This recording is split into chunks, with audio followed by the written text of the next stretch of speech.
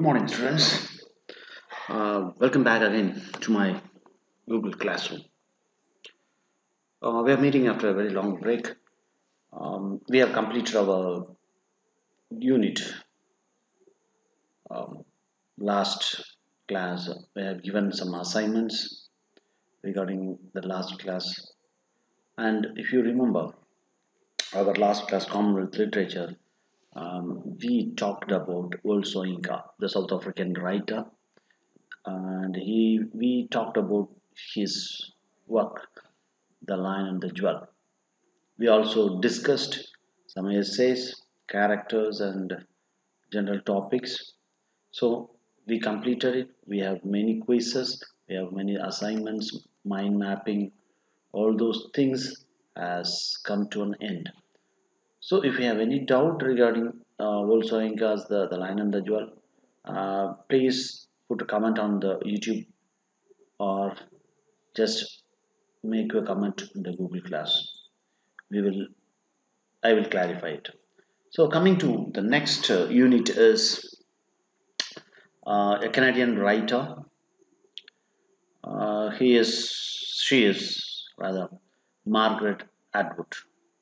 She is a Canadian writer. So Commonwealth literature are those countries which were once the colonies of British, and literature written in English in those countries are called Commonwealth literature. And Canada was one of the colonies of British and was given freedom, and the literature written in English in Canada is also comes under Commonwealth literature. Now, before getting directly into the text or the summary of Margaret Atwood's novel, The Edible Woman, we will go. We will briefly talk about the history of Canada, and we'll talk about the life and works of, the literature of Canada. And in the third class, we will talk about the life and works of Margaret Atwood, and we will talk about the summary of the novel, prescribed novel, The Edible Woman, so that you can have a clear view of the story. Okay, let's get into the history of Canada.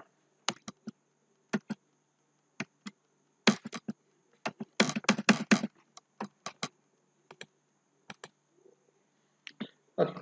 Canadian history. Canadian history actually begins from the period of Paleo-Indians some thousands of years ago. What is Paleo-Indians? Paleo-Indians are nothing but indigenous group. Okay, indigenous group. What is indigenous group is people who we don't know how these peoples came to this land. There is no recorded history to these indigenous people, so they are naturally they are living in a place. So the Canadian peoples, the Canadian origin or Canadian people or the indigenous people or Paleo-Indians who lived some thousands of years ago before the European colonization took place in this country. So I have given the meaning of indigenous. Indigenous is originating or occurring naturally in a particular place. Native peoples, or they are native peoples. We don't have any history about these indigenous people. And Canadian peoples are Eskimos.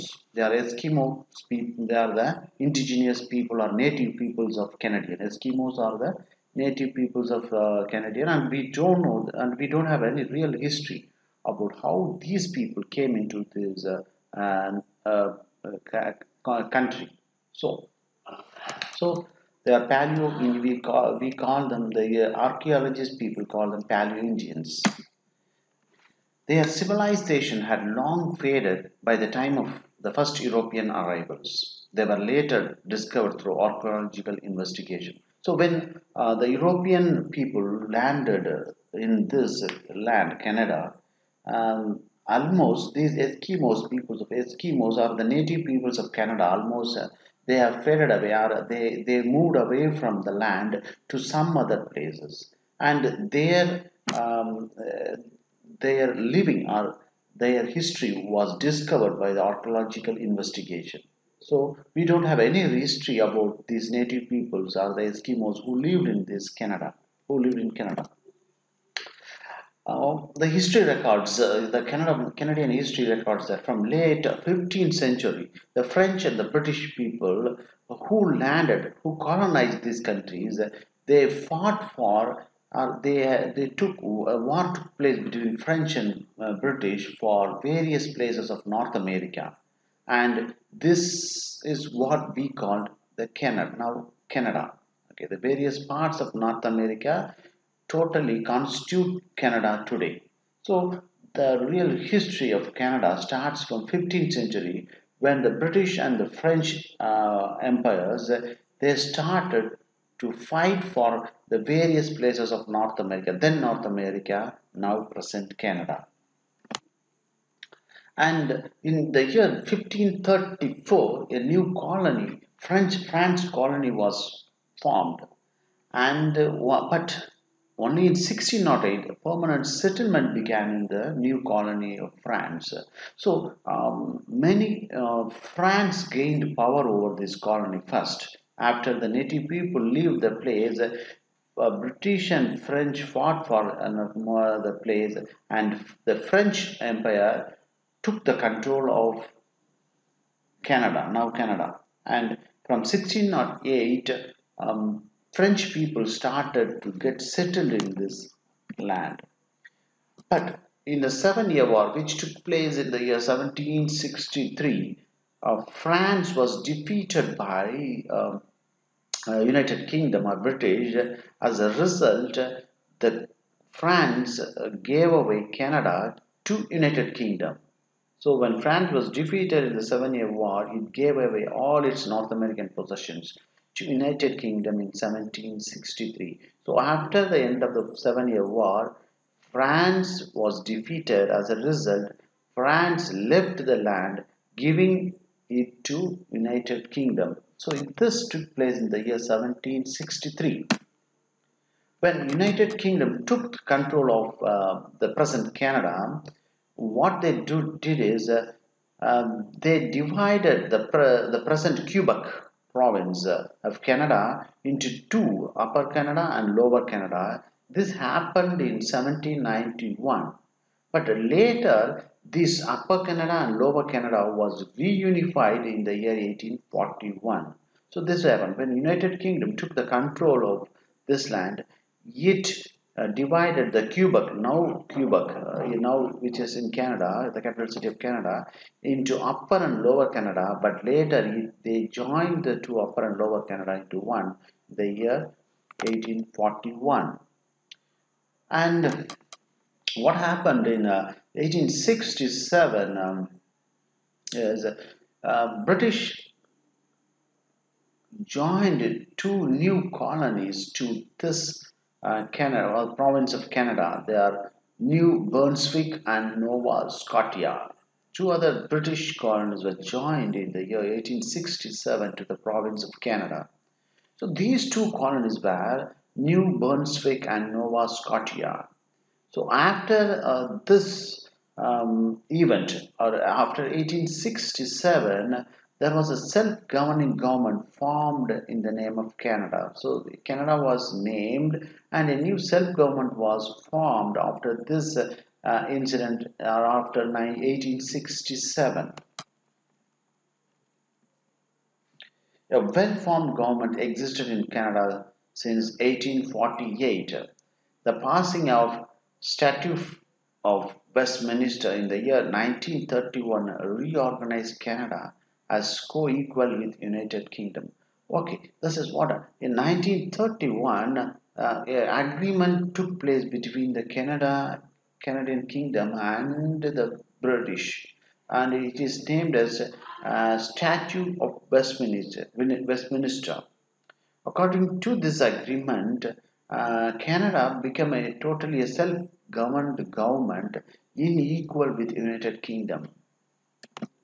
And now, at present, Canada consists of 10 provinces and 3 territories, and it is a parliamentary democratic country But the constitutional monarchy, what is with the British as a constitutional monarchy? What is constitutional monarchy? It is a system in which the monarch acts as a non-party political head of the state under the constitution. So, what is constitutional monarchy is the constitutional states that England is the head of the state, but they cannot interfere in the political affairs of Canada. That's it, simple. So they will remain the head of the state. British will remain the head of the state of Canada, but still they cannot interfere in the political matters of Canada. That's what. So it is parliamentary democracy, but it is constitutional monarchy. So so this is what the Canadian mind map can remember. So the present Canada was actually occupied by Paleo-Indians some thousands of years ago. So the next people who came to Canada was the European colonization, which took place in the 15th century, and the European colonizers were French and the British. They they were trying to capture North America, now Canada. It is now Canada, but then North America. They were fighting to occupy North America. And in the year 1534, a new France country was came and permanent settlements took place later. After the defeat in the Seven-Year War, the France gave away the island to England, United Kingdom, in the year 1763, and United Kingdom divided the Quebec, now Quebec, into Upper and Lower Canada in 1791. But later, both this Upper and Lower Canada was reunified or joined in the year 1841, and two other British colonies were joined with this Upper and Lower Canada, reunified Canada, or new province of Canada, and there were New Brunswick and Nova Scotia in the year 1867. And a well-formed government was formed in 1848, but after the Westminster Statute Agreement in 1931, Canada became co-equal with United Kingdom, which is a parliamentary democratic government with constitutional monarchy as the head. Now currently Canada has 10 provinces and 3 territories with England as the head, but Canada, the parliamentary as democratic parliament, where Canada acts independently with the head of English, with the English head. That is the present state of Canada. Thank you, dear students. Um, Let me go to um, next class. Next class we will talk about the literature of Canada, how the literature developed uh, from the native peoples to the present contemporary literature. Till then, it's goodbye from Gurudev Rajan. If you like the video or if you like the lecture, please uh, comment, and if you have any comment to place on about my video, please do comment so that it will be I can improve my presentation. Thank you, dear students.